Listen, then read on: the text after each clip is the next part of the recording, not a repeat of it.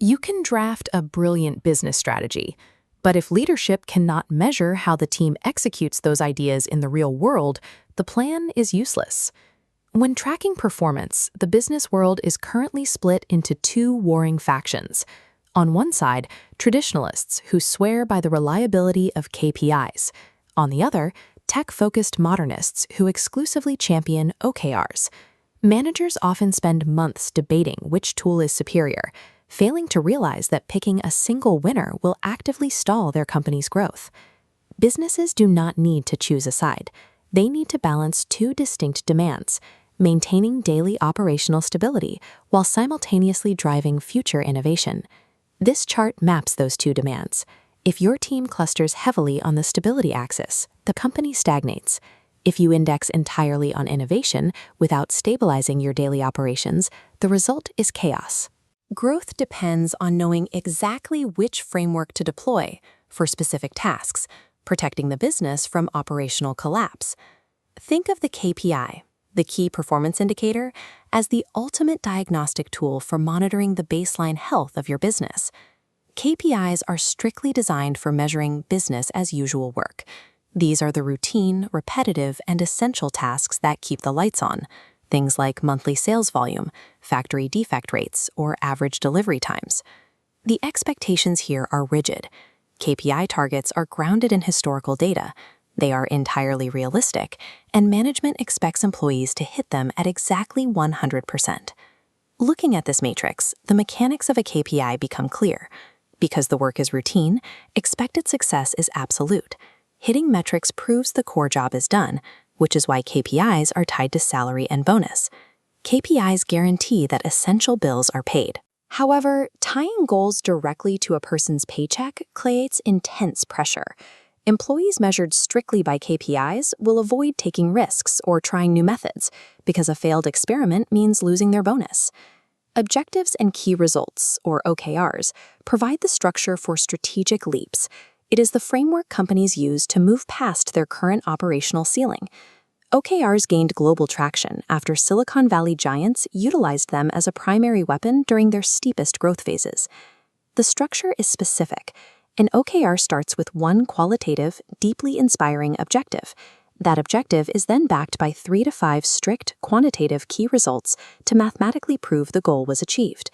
Returning to the matrix, you can see how OKRs operate in direct opposition to KPIs. They act as a GPS for innovation.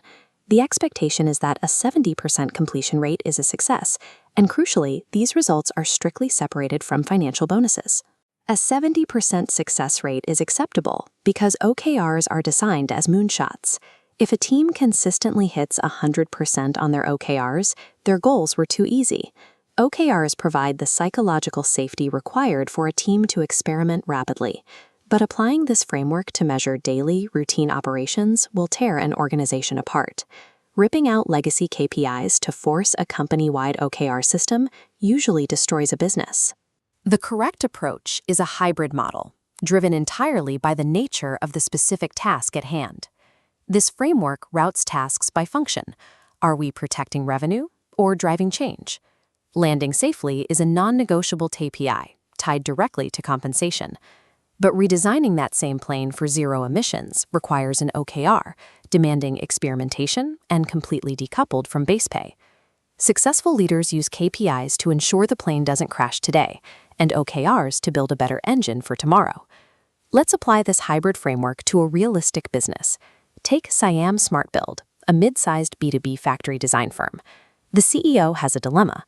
Her engineering team must deliver current client blueprints flawlessly to keep revenue flowing. At the same time, they need to learn complex new 3D software so the firm stays relevant in the market. She assigns the team's strict KPIs, maintain on-time delivery, and keep the blueprint defect rate under 2%. Hitting these metrics ensures the company survives and guarantees the team's base bonuses. To handle the technological shift, she assigns the exact same team a separate OKR, master the 3D software, and execute one experimental pilot project by the end of the quarter. Even if the team struggles with the software and only hits 70%, if you tell an employee their bonus depends on hitting an OKR, they will intentionally negotiate for the easiest, most mundane goal possible just to guarantee their payout. The moment you put money on the line, an OKR instantly devolves into a standard KPI. The incentive for genuine, out-of-the-box innovation disappears. Just because massive tech firms use OKRs does not mean your company is ready for them. You must audit your internal culture first. This scorecard checks readiness. 1.